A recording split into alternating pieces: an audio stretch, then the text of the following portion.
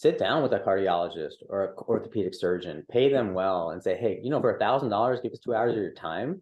And we want to pick your friggin' brain, and understand your day, what you're going through. When should we come in? When should we not come in? What days work? What days don't work? That kind of thing. Welcome to the Medical Sales Accelerator podcast. I'm Zed Williamson. And I'm Clark Wiederhold. This podcast exists, but scale to the value you get from those great one-to-one conversations at conferences and sales meetings. What's the perspective on med device from the chair of a physician? That's why we're speaking with our guest today, Dr. Qasim, interventional nephrologist, medical consultant, and advisor, and the founder of Your Kidneys, Your Health. Qasim, thank you so much for joining us today. Thanks for having me, guys. Appreciate being here. So Qasim, you've got some interesting perspective. You're a practicing physician. You have interacted with industry, I'm sure, since residency at least. But now you're also inside the belly of the beast with a lot of consulting and things that you do with some organizations across nephrology. What do you see? What is your vantage point from where you sit about what's working, what's not, the brightness of the future for med device?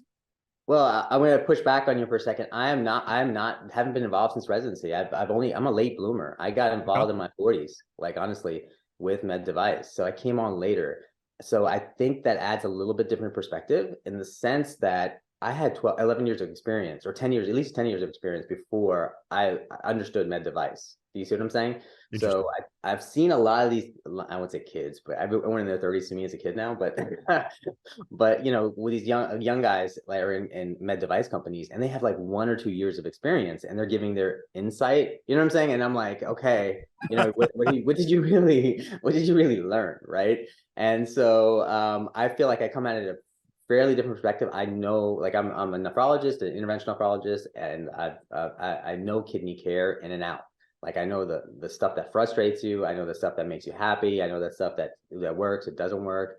So I feel like I come at it a different way. So, and where I've seen in med device, and I work with companies with these kind of founders that were doctors, or maybe just went to med school, or, took one class in med school, or watched ER one time on ABC, and now they're inspired to change care. But yeah, so I come at it with a very practical view. Do you see what I'm saying?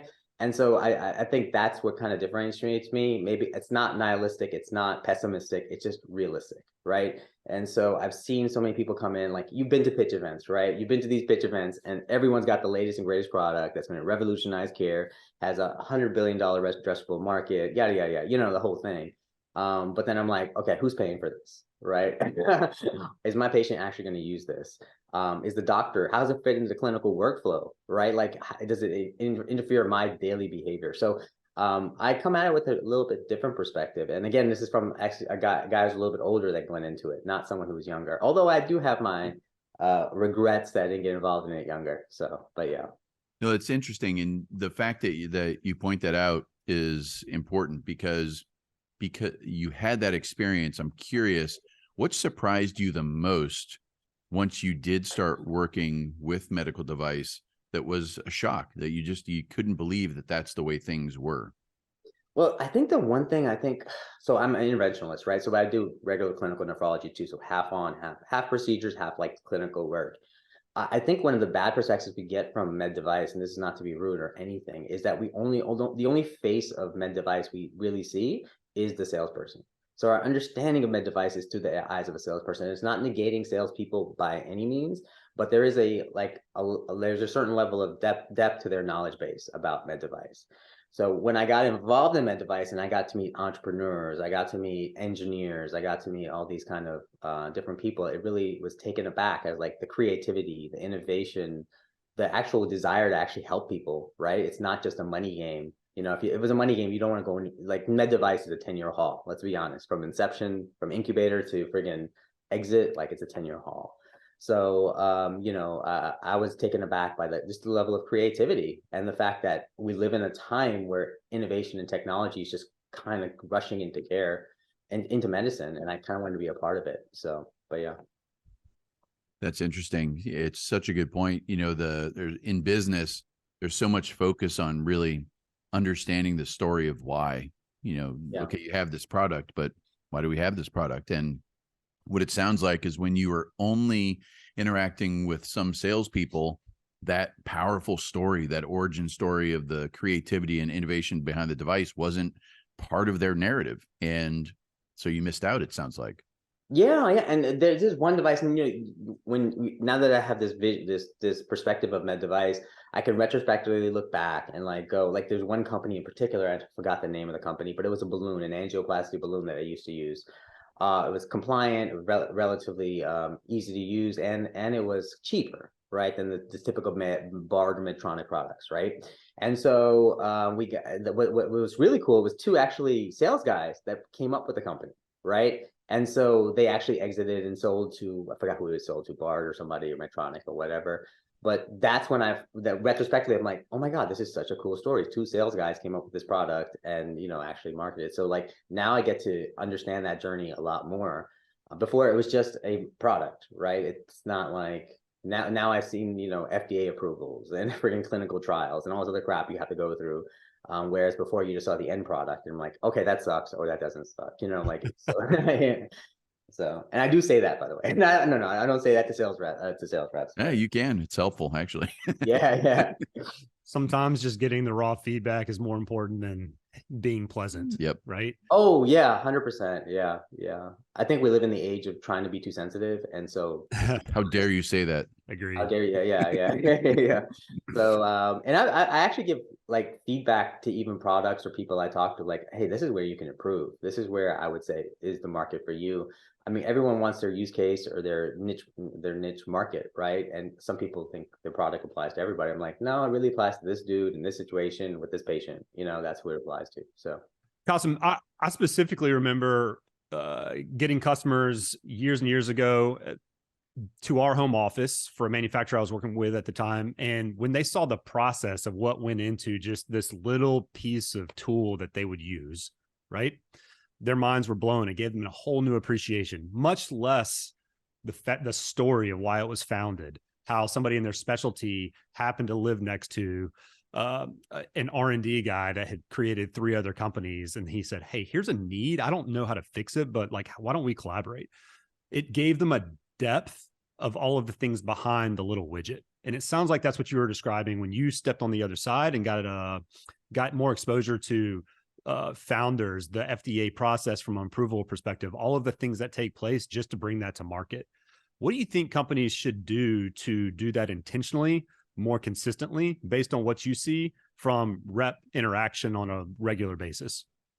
That's an interesting thing. So I wonder, like, I think from the sales perspective, it's different. You see what I'm saying? Like, I think when you're in the sales perspective, you have to show how do you benefit that person, right?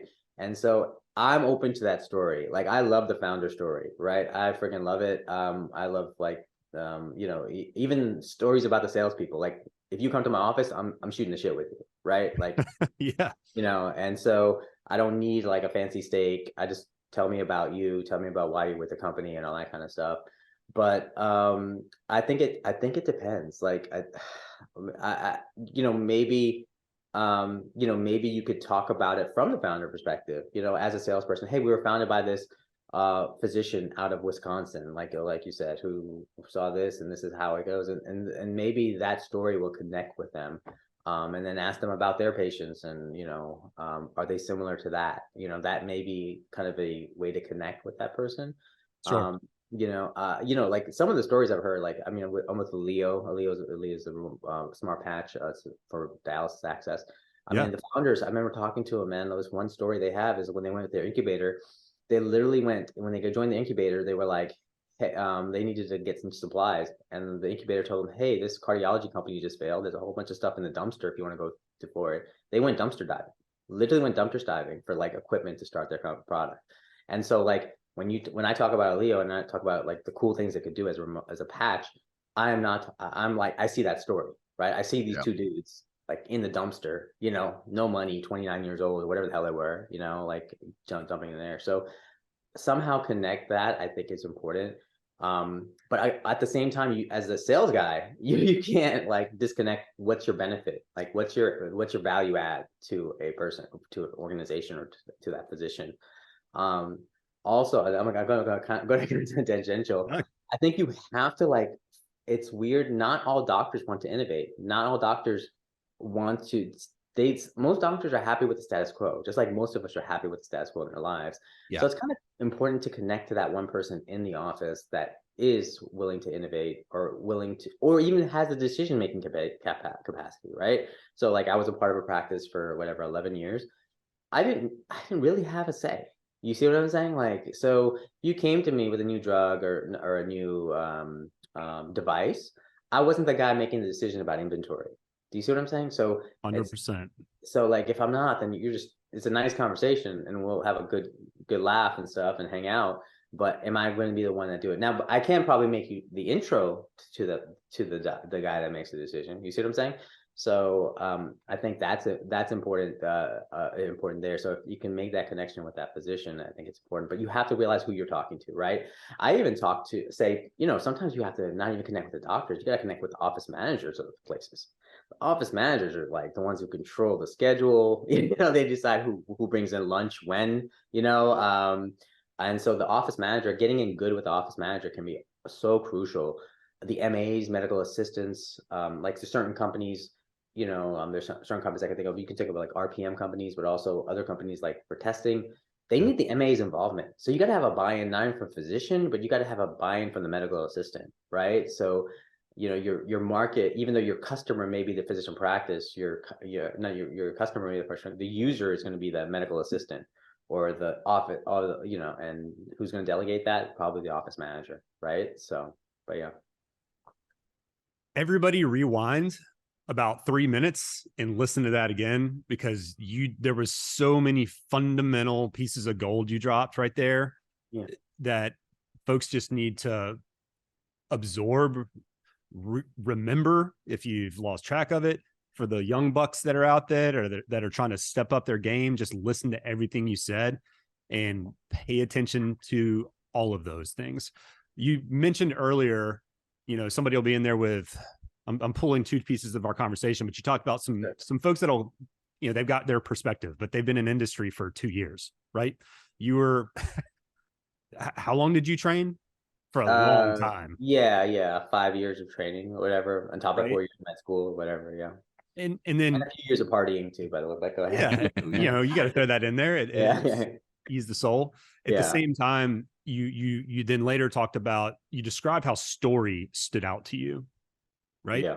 And made it memorable for a company that you've ended up having a long relationship with in a lot of different ways. So the impact of that's huge.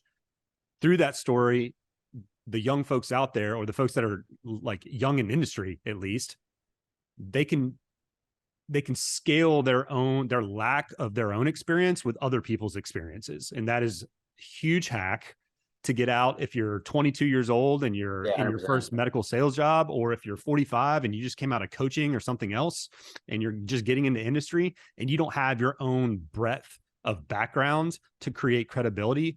Use the companies, use other people's, use the providers that already work with you guys, and use the founders, right?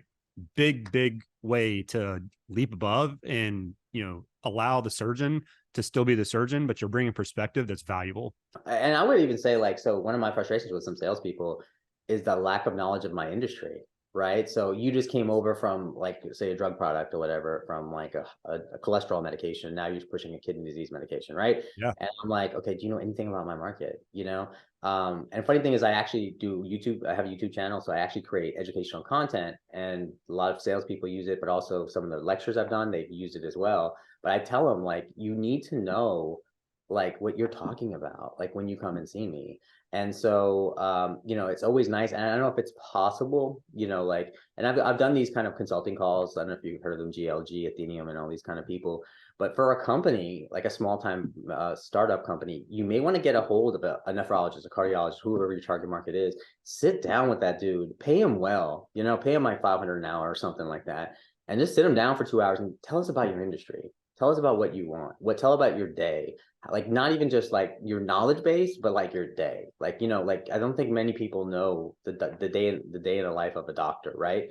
So a lot of times it's a pain in the ass to meet you people, and I like you guys. I generally do. I think I like sales guys, but a lot of times it's like, but it's like, if I'm rushed, like I got clinic from friggin' like 8 a.m. to 12 p.m., then I got to rush to the hospital, go see inpatient consults. Then I got to go see dialysis patients. Do you think I want to talk to you for like a half an hour? You know, a lot of times people are so rushed that they just go and you just give a little quick spiel, 5 minutes or whatever. And how effective is that, right? So it's hard. I mean, one of my friends, I don't know if you know Omar Khatib. Have you met him? Have you heard? Yeah. Yep. He's been Been on several podcasts. times. Yep. Yeah, Omar's a great friend of mine. But he's big on LinkedIn, and I realized like LinkedIn is such a good platform to actually reach out to people. And those are the kind of the movers and shakers in medicine, right? So if a doctor's on LinkedIn, that means they give a shit about business, right? They don't just care about the society meetings and the science and the research. That means they care about business, right? So that person on LinkedIn, those doctors on LinkedIn, you could probably reach out to them, right? Like and say, hey, what's going on? But don't give that goddamn like long paragraph about your company and like that bullshit, like, oh, this spiel, want to invest in our company, or we have this product that does this and this and that. I'm like, that's just spam, dude. That's just LinkedIn spam. So do an intro like, hey man, I noticed you went to LSU Shreveport. I'm from New Orleans. You know what I'm saying? Like that's an intro. You see what I'm saying? Yep. I grew up in the same place you did. Hey, I see you're doing these cool things here. What's that about? So like again, like I know everyone's on Tinder now, but imagine back in the day we were approaching a girl at a bar. You know what I'm saying? You have to kick game, right? So be able to kick game when you talk to a doctor and do it not necessarily in that same way, like, a spam email. Like I can't stand that. Like I just go bye. Like I don't want to, I'm not reading it, so. No, it's crazy. And think about the reality in which that would work. Who is the person that's going like, oh, I'm so excited to read 1,000 words about your data and company before I've ever met you. I had nothing to do right now. I'm so glad now I do. There's no human on the planet that falls into that category. And then the worst is some of these people like keep on messaging you, even though you ignore them. You know what I'm saying? With another long thread of emails, long thread of like, words. And I'm like, what am I? Can you say no? Like, right. No, that works really well, Qasim. It's kind of like if someone doesn't understand your language, all you have to do is say it louder, right? And then they understand. Yeah. Well, also, like, I think the secret is here. I'm giving away some, my LinkedIn kind of secrets too. But go on Threads if there are active people, doctors that are on there.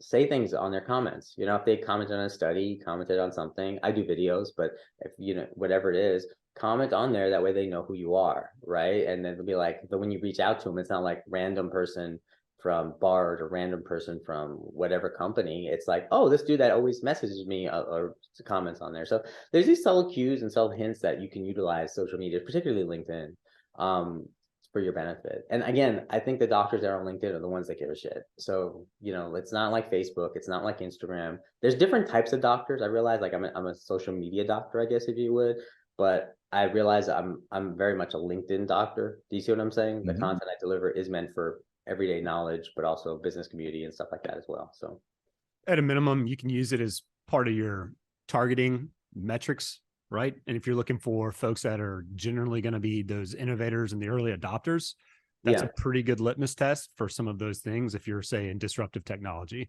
So, absolutely. The early adopters are very difficult, like to find, right? Not everyone's, and quite honestly, my risk aversion has gone down dramatically over the years, and which is crazy because I'm getting older, right? But but at the same time, I guess my confidence in my skill set and confidence in my knowledge base is going up. So at the same time, like I can, I'm more like, okay, this product would work, or this product may not work. But to find that person that would actually implement it in the practice. And then on top of that, like, so I'm going with tangential, but like just because you're the guy that wants to do it, doesn't mean every other physician in your practice, because a 10-guy physician practice, who else is going to be wanting to do it? And sometimes you have to have a buy-in from everybody, which is a hard thing to implement, right? Like you can't just have, like, if you have a product or like a pharmaceutical or whatever, it's not enough just to have one doctor on board. You have to have the whole buy-in of the practice. So that's always hard to do sometimes, but. Yeah. You mentioned earlier how much you love talking to sales reps, right? Yeah. And just in general, you don't have time. Yeah. Every sales rep that's ever called on you has loved talking to you too. We love talking to every single doctor. It just. Oh, is that right? Yeah. Right. Look, everybody that's listening, take note of that. They're busy, you're busy, make their time valuable because it's your time too. So come in prepared, understand what you're trying to accomplish in that 5 minutes or the 10 minutes or whatever. And don't waste either person in that interaction's time. Just be smart with that utilization. I feel like that's what you're basically screaming to everybody right there. Yeah. I mean, again, and not all doctors are open to discussions and stuff like that. You can see the apathy. I'm sure you've gotten the apathy on people's faces. And quite honestly, there's been some products that come to me, give me a free lunch, and I'm like, I don't really give a shit about your product. Right. It's not because I don't care about you or don't care about my patients. That particular drug or whatever, I don't really use that much, or I don't really care. So I don't really care about the fancy new study you came up with. But I would highly advise though, like, again, like, I don't know if it's possible, but like consult with these companies to actually get a doctor. Like if you're a new stage company or even, you have a commercialized product, sit down with a cardiologist or an orthopedic surgeon, pay them well and say, hey, for $1,000, give us 2 hours of your time. And we want to pick your friggin' brain, and understand your day, what you're going through. When should we come in? When should we not come in? What days work? What days don't work? That kind of thing. And I think that may be useful. So that's good advice. Do it in your territory. If you're new, and if you're a new marketer, you're a new sales rep, talk to somebody that is either friends and family of the organization. They're already a trusted customer. Yeah. Just say, hey, I'm new. Be honest about it. I'm learning the industry. Walk me through your day. I love the piece you said about like, what is my day like? What are the behaviors that have to take place that I'm frustrated with? Not just my knowledge base, because those are pieces that are going to give insight into, the biases that are driving decision-making on a daily basis you're not even thinking about, right? That create obstacles to behavior change, which the company may have to get over to be able to move business forward and forge better relationships. Yeah, I mean, I think the behavior change part is so difficult for so many people. Yeah. Like, I mean, it's like, I think for everybody it is, you know what I'm saying? It's like to change what you do on a daily basis is really hard. But I think maybe if you come up with an approach, especially with a device company or something that says, like, for instance, like, and when I'm doing dialysis access work, declotting, right? When you have a fistula that's clotted, it takes about anywhere from 30 minutes to an hour to declot. But there are devices out there, I'm not going to mention the names, but they actually go in there like Roto-Rooter and just break up those clots, right? And their selling point is, hey, our device is expensive, but you get done with the case in 15 minutes. You see what I'm saying? And all of a sudden I'm like, you know what? That makes sense. You know what I'm saying? Like I may drop $500 on your product and may cut into my margins a little bit, but I just say 45 minutes because, so like if you can help make that day a little bit faster. And I thought that was a great selling point, for that device, saying, hey, our physicians use it. They're done with their declots in 15 minutes as opposed to an hour. So that's always a good selling point too. From your chair, what do you see in the future? If you're looking around the corner, what are you seeing coming down the pipe from a healthcare perspective that you think companies, at least some of them, need to be aware of in regards to how they're positioning future product lines or future R&D? The main thing I would say is like the shift towards value-based care. And so that's a big shift. I've done presentations on it, particularly CMS's kidney care models that they come out with. Now kidney care is getting hit hard right now. Not, I would say they hit hard, but it's being implemented hard in kidney care. And the reason why is the cost of kidney care is so astronomically high. A dialysis patient on an annual basis costs CMS $90,000 to maintain a human being on dialysis, which is crazy, right? If you think about it. Like Medicare pays for dialysis, and the patients on dialysis only represent less than 1% of the people on Medicare, but account for like 7-8% of the cost. So like the cost of dialysis is so expensive. So what they're doing now is they're essentially going value based. And when you think value based, it's a cool like new term, like everyone that says value based, so it sounds like, oh my god, it's not so cool, right? It's so amazing. But essentially what they're doing is, what it means is entities are going at risk, right? At risk means they're in charge of the total cost of care of the patient, right? So what that means is like, say I'm a physician practice and I'm at risk, I get a capitated payment from CMS or an insurance company, and they give me $250 every quarter to maintain that patient. And if we save money for that insurance company, I get to keep a piece of it. If we lose money, I may get a downside risk to it. Do you see what I'm saying? I may make no money on top of the $250 capitated payment, or I may go down. So since these companies are going at risk, the providers are going at risk, hospitals are maybe going at risk in these kind of contractual models. You have to start thinking, my product, my medical device, whatever it is, you have to say it's not just a revenue stream for you, but it actually may save costs for care. Do you see what I'm saying? And so you have to maybe start talking about how it prevents certain things, right? Like, again, prevent cost of care. What's the biggest cost of care? Hospitalizations. Our device will prevent your patients from going to the hospital 2-3 times a year. Your diabetic kidney patient that has an average hospital admissions rate of 1.8 hospitalizations per year, something like that, whatever it is, right? And we can take that down to 0.6 per year. You see what I'm saying? Yep. And by doing that, you save $2,000 a day in hospital admissions. Do you see what I'm saying?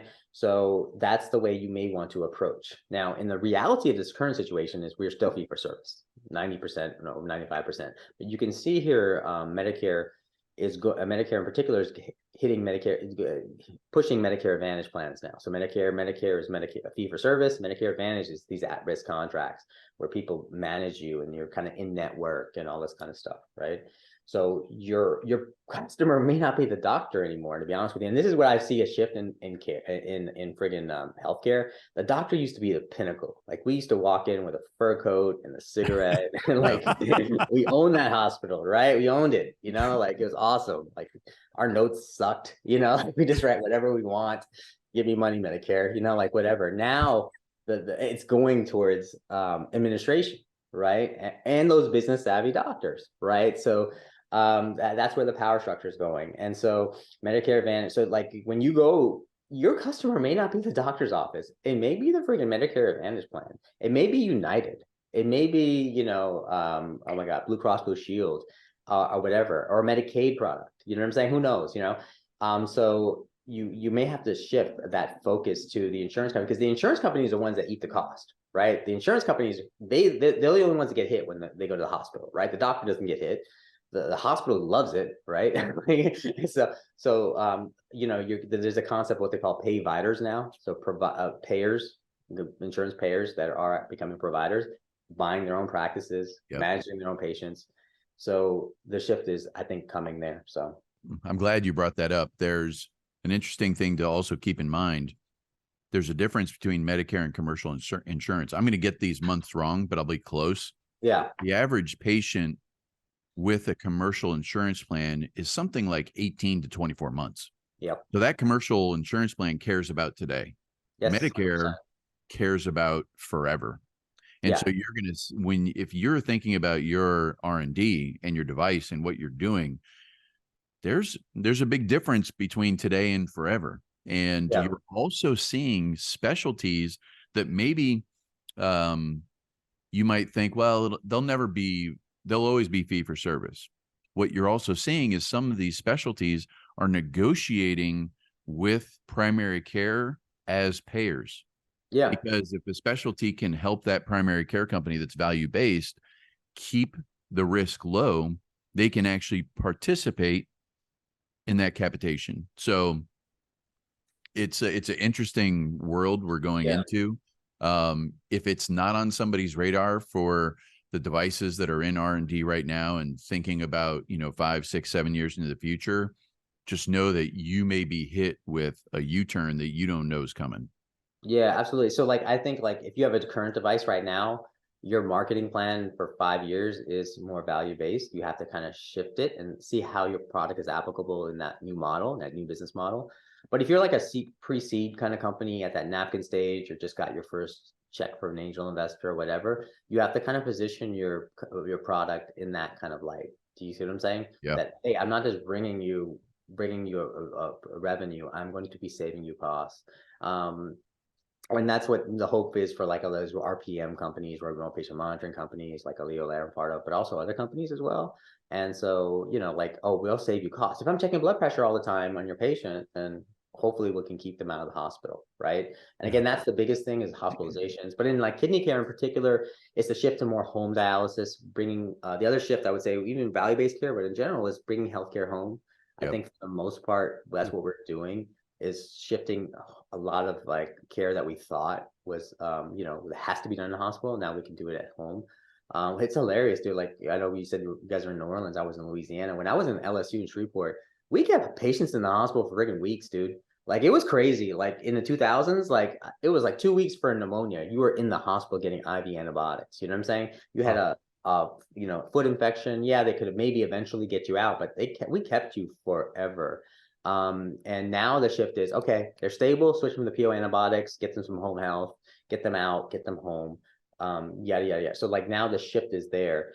And you see like the utilization of especially hospitalizations are trying to get down as much. And again, the hospitals are different. Like they get a DRG for that global payment for their code. So they want to get them out as soon as possible to free up that bed, right? So, but yeah, the incentive model is completely changing. You can't just be like, my product makes you like this much money, you know, like, and even some of the products, dude, it's interesting. Like some of these products, like I'll give you another piece of advice. So there's percutaneous fistulas. I don't know if you've heard of this concept before, but essentially a dialysis access in the arm. You can create them surgically, where a surgeon literally connects an artery in the vein. Now they have these things called percutaneous fistulas too. So percutaneous means they go in with 2 needles, and then they kind of connect 2 tubes and bring an artery and vein together underneath the skin. No surgery involved. It's called percutaneous fistula placements. One of the greatest innovations in kidney care right now, right? Okay, so what I've realized is this is not a product. This is a process. So you not only have to get the patients the whatchamacallit, the practice to buy into the product, but the process, because you have to create the fistula like this percutaneous way. And you have to do a ultrasound 1 week later. Then you have to do another ultrasound 4 weeks later. Then you may have to do an angiogram to see if it's working, and balloon and da. So this is like a whole systematic process. So sometimes you have to not only sell your product, but you have to sell your process, and you have to provide the support there, right? Because I don't want to implement a huge process like that. You got to because patients are really easy to bring in for that, right? Yeah. No, it's a complete pain, and there's a kind of selection bias there because these patients have certain anatomies that are pretty good to begin with. But what I'm trying to say is, like, you know, sometimes like even RPM companies and other companies out there, or telehealth companies, what's the process? Like, you have to sell them on the process and explain the process and provide the support. I feel like all med device companies have to be pseudo SaaS companies now too. You know, like they have to provide a web portal, easy to use. Like the more the doctor practice has to think, the more the medical assistant has to think, the less likely it's going to be implemented. So you have to kind of help them with the process. So. Yes, that's a nugget right there. Well said. Yeah. Qasim, I really appreciate you taking the time today. We have covered so many awesome little nuggets that if someone just takes one thing away, I know the episode was valuable for them. So I really appreciate you taking the time and providing that wisdom that you're experiencing firsthand. I'm guessing you don't mind if we put your LinkedIn link in the show notes if people want to reach out to you. Please do. LinkedIn, please feel free to reach out to me. Love talking to people, especially in the device world. And I'll be at LSI next week. I don't know if you guys are going to LSI, but I'll be there. Life Science Intelligence Conference in San Francisco. So everyone's going out there. It'd be great. So nice. For our audience, visit medicalsalesaccelerator.com. When you do so, there's a couple things to do. You can download a resource that helps you communicate better with your customer. You can sign up for emails to get updates on upcoming episodes. And you can also suggest guests and topics that you wish that we would cover. If you found value in today's episode, subscribe to the podcast if you haven't already. Leave us a review, provide us some stars, and send it out to your friends, your colleagues, your mom and your daddy. We greatly appreciate it. Make it a great week, everybody.